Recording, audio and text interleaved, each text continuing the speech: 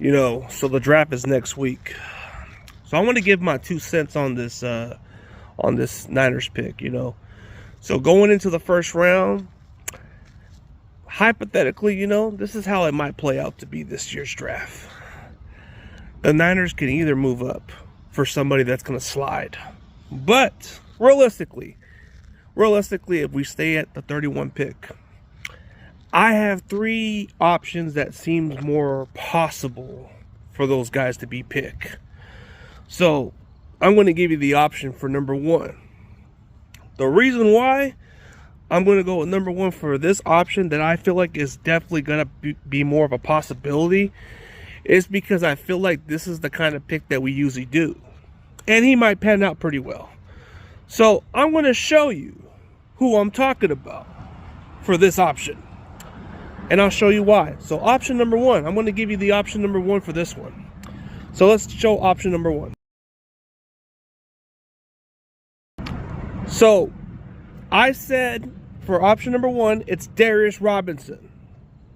He is a versatile defensive lineman.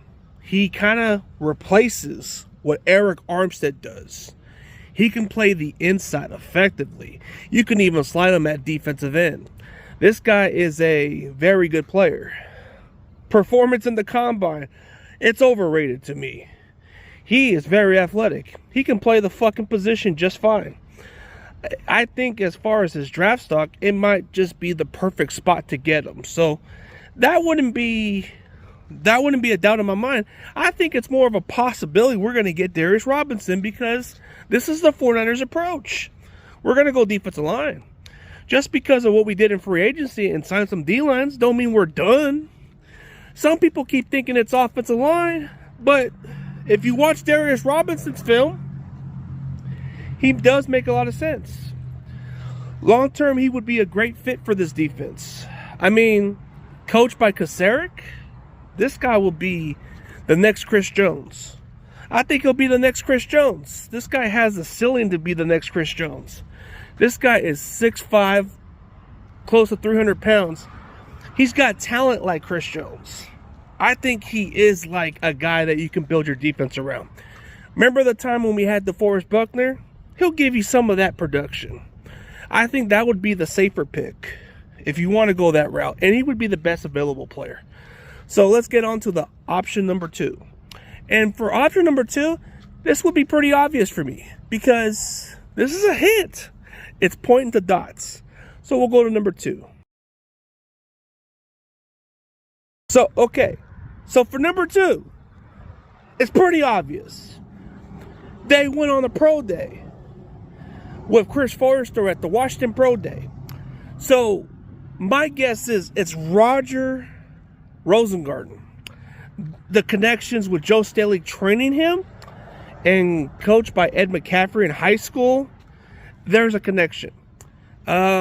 He did well in the combine. He's moving up his stock. He fits what the Niners do on offense because he's an athletic offensive lineman. The Niners covet that the most. You see that he ran a 4.92. So he's quick enough to move as a tackle. The most snaps he's played throughout the season, he hasn't given up a single sack in those last 2 seasons at Washington. So he's been giving Penix a lot of time on the pocket. This would be the possibility that we might go at that spot. Everybody's been asking, we need to address the offensive line.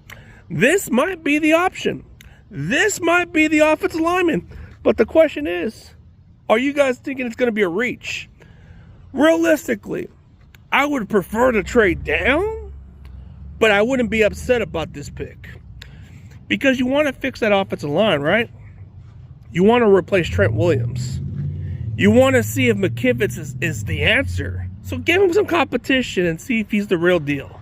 Either way, you still got yourself a caliber tackle that can replace Trent Williams. So worst case scenario, he would just replace Trent Williams within next year or something. So that would be the smart choice. And he does fit what we do in our offense. So he would be a great fit. So that would be the obvious choice because we met with this guy. So let's get on the third option. The third option is kind of like that mystery pick that nobody sees coming. And they're like, why the fuck we draft this guy? But I think there can be a reason why we pick this guy. Okay, so for option number 3, this could be a mystery right here. I think the mystery pick that nobody's going to pay attention to is TJ Tampa. And here's why. He is a good run supporter as a cornerback. He covers pretty well. Doesn't get the most targets. He's a shutdown cornerback. He fits exactly what the Niners want to do on defense. So just because we sign cornerbacks in free agency does not mean we're sold long term with the cornerback position. Remember, Travarius Ward is going to be a free agent next year. And remember, the opposite of Ward is still competition. So you can get yourself a guy who can just beat out those veterans. Just because we signed Isaac Yiadom and Rock Yeltsin doesn't mean nothing. It doesn't mean shit. It just means we have an open competition. So if you get TJ Tampa, I'm willing to put my money that kid's going to be a day one starter. I'm pretty sure if we get this kid at number 31, he's going to be a starter. He's going to be a starter either by season opener or midway to the season. And that's a guaranteed. So there's no doubt in my mind that I can see that. You know, it's a possibility. That could be my dark horse pick is TJ Tampa. Because if you look at his, if you look at the coverage and all the stuff he's done well, like throwing in his direction is 50-something% of his coverage, which is pretty bad. Pretty bad for opposing quarterbacks. That's a low rating. If you're throwing below 50 on a rating or something, that means you're not completing the passes, or pretty much he's just shutting down that area and quarterbacks are avoiding his direction. So I think he would probably be the most underrated pick. So that would be my mystery pick. It would be that guy. So you might hear his name, TJ Tampa. Go check him out. But I'm saying those are 3 possible guys I could see us getting in the draft.